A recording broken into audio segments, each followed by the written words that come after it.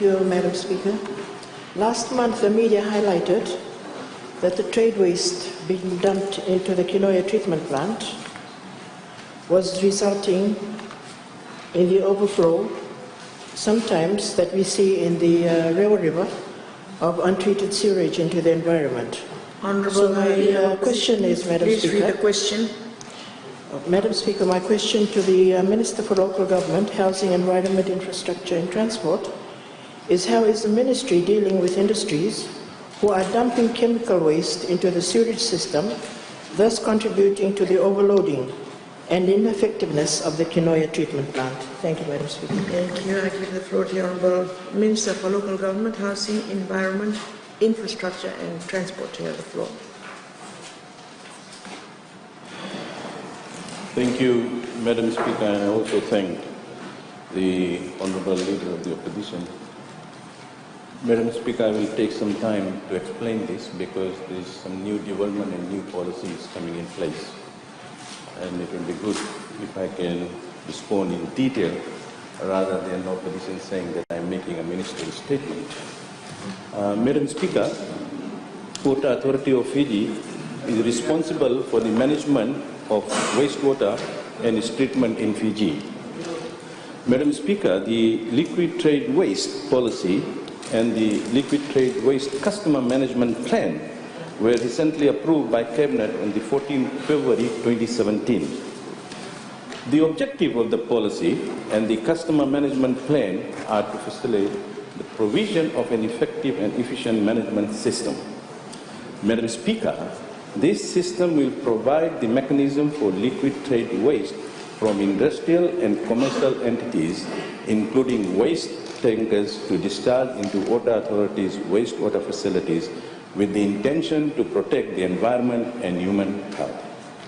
Madam Speaker, the policy and the management plan further states the acceptance standards in which all liquid trade waste customers must comply in order to attain a liquid trade waste permit from Water Authority of Fiji.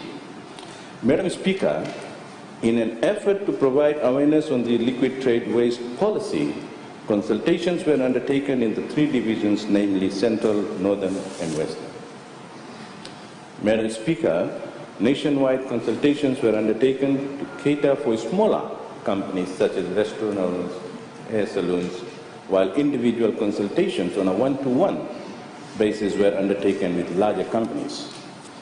Madam Speaker, following the endorsement of the policy by the Cabinet, an amnesty period of 3 months will be given upon the announcement of the liquid trade waste policy approval.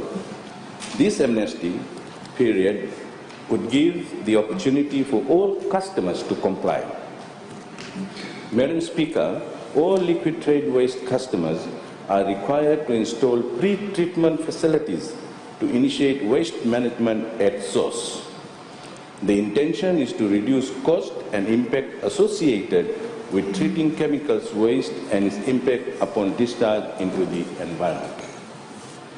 Madam Speaker, Government through the Fiji Commerce Commission is also in the process to determine the fee to those who are or will be in breach. Madam Speaker, in terms of technical intervention and capacity building, Water Authority of Fiji continues to undertake regular inspection and lab tests to determine the level of chemical waste content. Madam Speaker, Water Authority of Fiji has established liquid trade waste unit based in the Central, Western and Northern Division. Furthermore, Madam Speaker, a total of 12 officers have undergone specialized training on liquid trade waste management under the water care of Sydney. These officers are currently posted to the 3 divisions, with 7 in the Central, 4 in the West and 1 in the Northern Division. Madam Speaker, the upgrading works are currently being planned for Water Authority of Fiji's wastewater facilities to be able to meet the increasing demand of liquid waste that are being discharged through its reticulation network. Thank you, Madam Speaker.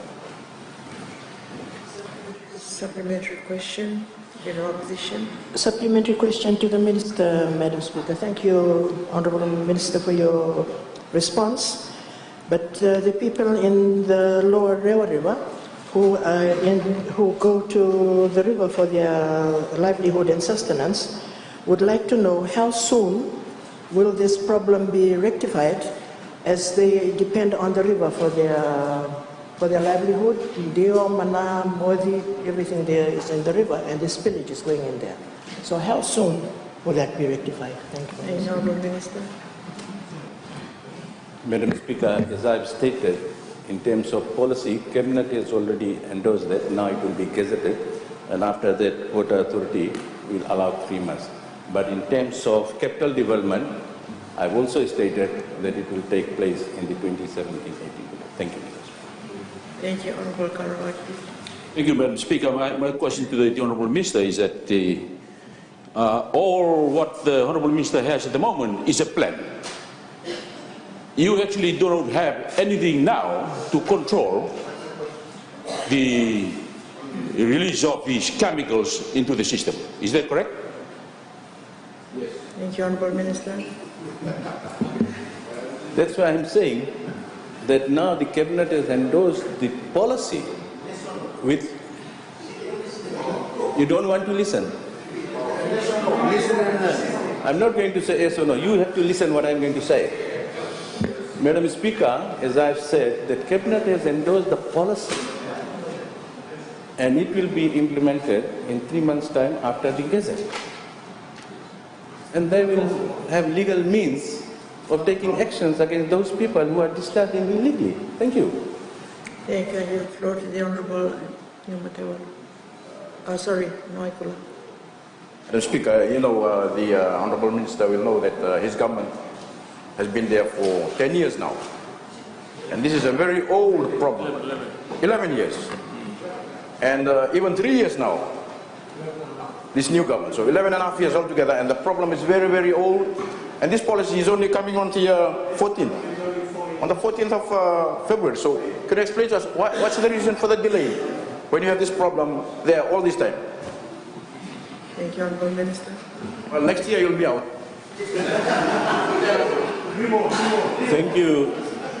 Thank you, Madam Speaker. He has a habit of saying next year you people will be out, you people will be out. I think he has got the message. And the message is that he won't be this side or that side, he will be out there. Now coming back to this 10-year and 4-year thing, Madam, it is only this government who's putting serious money into this wastewater system. It's talking about 10 years, 4 years. That treatment plant has been there from ages. This is the only government, Fiji-based government, who cares about the environment. So, Madam Speaker, it is about our environment, and definitely this government will look after them. Thank you. Honourable Asir Madam Speaker, I am very impressed with the answers given by the Honourable Minister. The roles and the activities have been currently carried out. The question to the Minister is, how has Water Authority of Fiji managed or controlled the order from the sewage plant, especially for residential areas around Nandera, Kinoya and Northern Beach? Honourable Minister. Thank you, Madam Speaker, and I thank the Honourable Member. There is a mechanism within the treatment plant that take care of. So that's how they do it. But as I've said earlier on, let me explain this. As I've said that according to Water Authority of Fiji, the plans that they have for 2017 and 18 is a major upgrading works that will take care of all these things. Because this is very important for environment, Madam Speaker. Thank you. Thank you, Honourable Kinoya. Yeah, thank you, Madam Speaker. I also acknowledge the sewage system is in Suva is very old, and the rate of development has increased. So as the settlements, we have informal settlements, squatters, and probably 30 to 40% of these settlements and are not in the sewage system in Suva. So they're using other disposals of the system. My question is, how can they address that in regards to those who are not connected to the sewage system? Thank you, Madam Speaker. Honourable Minister. Thank you, Madam Speaker, and I thank the honourable member for admitting that the treatment is very old. In other words, he's saying that it's been there for ages. Thank you. I think I made the statement earlier on that all the squatter development that's going to happen, and the Ministry of Squatter and also the Ministry for Lands, whichever subdivision we're going to take, we will make sure that there is a sewer system in place. And that is the progress that we are making in those squatter areas which has been developed, but the sewer system is not there. Definitely there has to be a sewer system, and there will be a connection. Thank you. Thank you, Honourable Level. Thank you, Madam Speaker. I just want to ask some very simple questions to the Honourable Minister. Because of these spillage coming out from the system, the dangers posed to the fishermen in the surrounding areas. Are there any programs being conducted to alert or make these people aware about the dangers posed in terms of fishing in these areas? Thank you, Minister. Honourable Minister. Thank you, Madam Speaker. This thing has come out, this question, because of Water Authority's consultation and awareness program. And I will say, and I will assure this House, that whenever there is cases like that, Water Authority always goes out and makes an awareness program. Thank you. And lastly, Honourable Vande. Thank you, Madam Speaker. From the report of the USP regarding the research of our sea area where they dispose of this water, there are a lot of contaminants. How can the Minister be rest assured that the chemical disposal or waste disposal is compatible to environment or to the food chain in our country? Thank you. Thank you, Honourable Minister. Thank you, Madam Speaker. This issue is not under Water Authority of Fiji. If there is an issue such as this comes under the Ministry of Environment, and I'm not aware of the report that he's talking about, but if there is any such report, he can always give it to me, that we can definitely look into it. Thank you. Thank you. And I give the floor to the Honourable